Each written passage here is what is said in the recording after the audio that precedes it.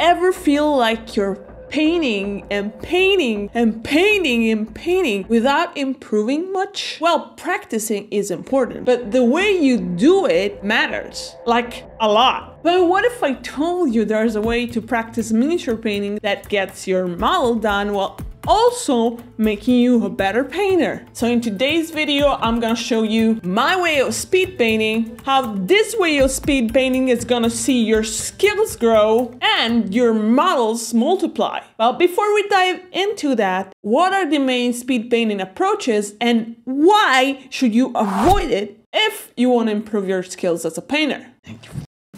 In 2019, something happened that changed army painting forever. Contrast paints came out, followed by other imitation of various quality. Then, 2 years ago, slap chop was introduced. And people were crazy for it. And while with its faults, which by the way I fixed, it's not a bad technique if you just care about getting your army from bare plastic to some paint on. But if you see painting not as a chore to just play your games, which in this case, this video ain't for you, mate. YouTube, what the f. But you paint because you enjoy the act of painting itself and you want to get better at it, you really gotta ditch these methods. In order to improve, you need to be the one who decides where the shadows and highlights go. You. But how'd you do that? That's when my way of speed painting comes in. And I'm gonna guide you through it step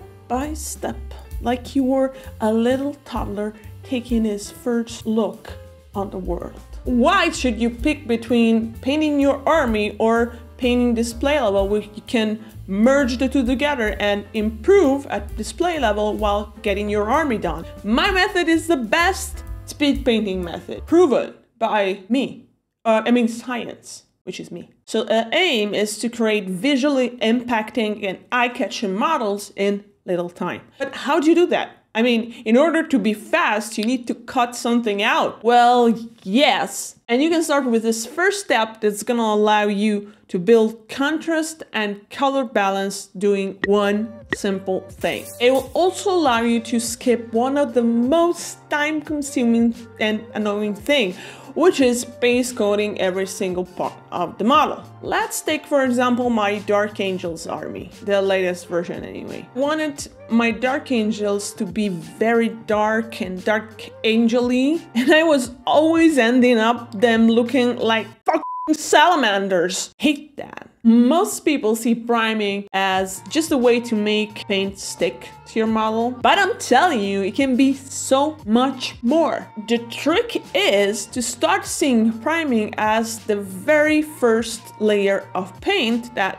actually matters. But still, you have a problem. Black is very desaturated. It doesn't have any color in it. So it's not gonna work for every single miniature. Using different color primers can really help with that. So next, directly on the primer of your choosing, you're gonna start build up your layers of paint. But how'd you go about it? There are so many options. What technique should you use? Well, this second step will help you avoid two very time-consuming things, which frankly are quite boring as well. Starting from the primer, which will be your first shadows, we can apply the second shadows, then apply a middle tone, which is the actual color of the surface you're painting, and finally a highlight. You are just gonna build up layers of paint on your model using the same color of the primer in the shadows, which is gonna act like cement between the bricks of your paint job, giving cohesion and unity.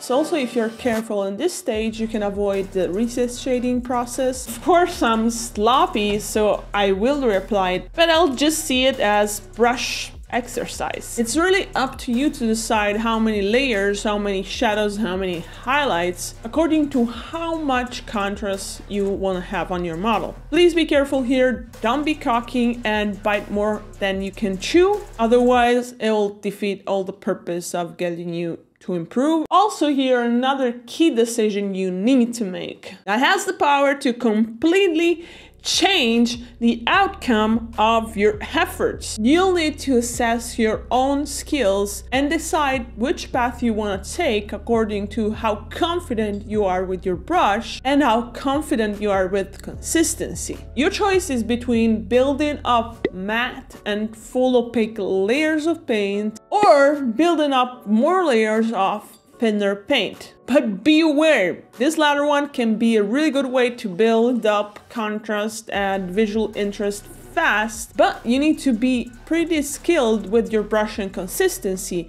because otherwise you'll get that chalkiness and ew and messiness and ooh. Please be careful with this one. Maybe start with matte layers and try the other technique when you feel confident with that type of consistency, which, speaking of, is pretty important. So if you're confused about consistency or just have an hard time figuring out what is what, I made a free PDF guide for consistency, and you can keep at hand to check where are you on this scale. Check the link in the description to get your free guide. You're welcome.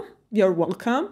So first shadow, second shadow, middle tone, and yada yada yada yada yada. Alice, how can this be considered fast or speed painting at all? I mean, all the steps after steps after steps. I mean, you gotta be f***ing kidding me, right? Well, clearly I didn't reveal this last step. This is the real speed painting trick. It's gonna allow you to have better looking models while also getting you to paint so many miniatures you won't believe it. You will be free to practice blending and other more advanced techniques, as well as working on your light to dark contrast and many other. Okay, but how? After I'm done with my first shadow, I then continue to the second layer. And here in this process, you'll notice something, or maybe you won't. Here, I kinda narrow my focus. The most contrast and visual interest, I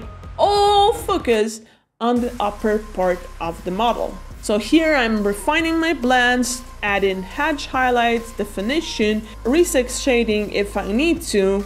This doesn't mean I don't paint the lower part of the model, I just give it less attention and less focus. Each model you paint, you should pick one area of interest. To me, the main focus should be the bigger part of the model. So for example, the armor for a space marine or the skin for a semi-naked orc, but that doesn't mean you cannot choose other part of the model and practice some other techniques. And guess what? I'll still use some very beginner-friendly techniques on the boring parts, the parts they don't matter as much. It's like the leather straps, the metallic parts, the I don't know, stuff I don't give a shit about. I will use, you know, just simple and fast techniques. I did tell you to ditch that, didn't I? Oopsie. As you grow, you'll start experimenting with that, and even if you're painting the same army, you will be able to find growth with every single model you paint, because you'll be able to shift your focus from one thing to another. But actually, there's still one bigger problem, the biggest. And if you don't know this, you cannot quite speed paint and improve. And if you don't know this, you might as well paint with the blindfold on. Not quite the same, but you get the point. In the entire video, I place my highlights and shadows in a particular spot. You kind of need to know where the highlights and shadows go on your model. But don't worry, I got you covered, because this video here will give you the ultimate hack to paint realistic miniatures. And I also have some PDFs, guides in the description. Buy that, so maybe my dad will notice when I enter in a room. Or maybe not. Well, see you there. My dad won't be there though. Bye.